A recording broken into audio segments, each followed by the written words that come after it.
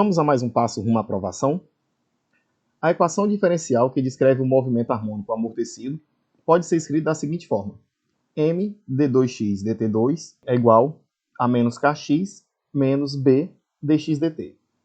Ao interpretar fisicamente essa expressão, é correto afirmar, no item A, o primeiro termo após a igualdade, menos kx, representa o termo que descreve o amortecimento. Aqui está errado. Se você pegar aqui a massa e passar dividindo, nós vamos ter a seguinte equação: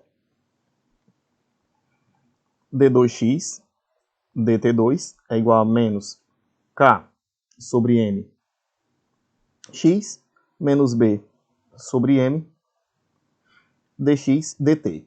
Logo, esse termozinho aqui, ele é conhecido como sendo o meu ômega ao quadrado, que dá k sobre m, e ele aqui representaria a nossa, dependendo do livro que você pegue, velocidade angular, frequência angular, ele vai ser o termo que vai estar sendo responsável justamente pela oscilação desse meu sistema. No item B ele fala: o termo do lado esquerdo da igualdade implica que a equação do movimento conterá um termo que depende do quadrado do instante de tempo. O que ele está querendo dizer aqui? Ele está querendo dizer que pela simples presença de você ter uma derivada de segunda ordem no tempo, você precisaria ter aqui nessa equação precisamente um termo que dependesse do tempo ao quadrado, para que quando você derivasse pela segunda vez, você não tivesse um resultado igual a zero, né? Porque se eu tivesse um termo aqui dependente apenas do tempo, eu derivo a primeira vez, vira uma constante. Se eu derivar pela segunda vez, daria zero.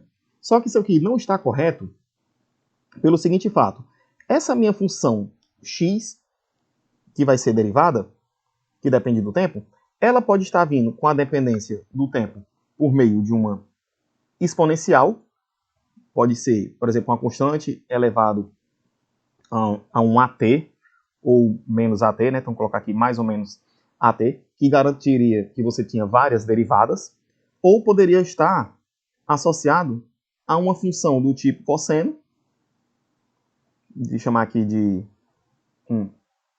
AT, ou uma função do tipo seno, né? Uma constante, seno de AT.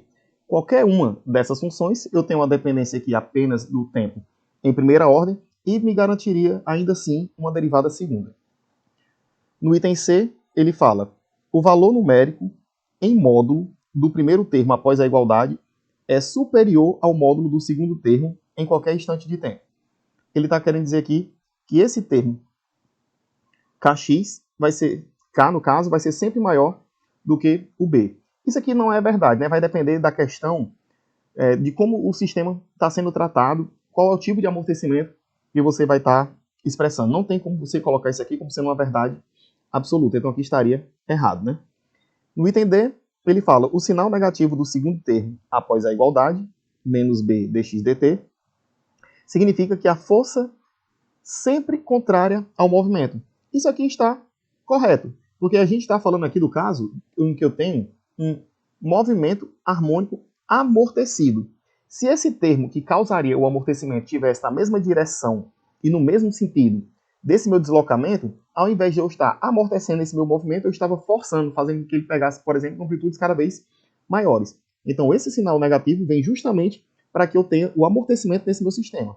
Então, o item correto aqui é o item D.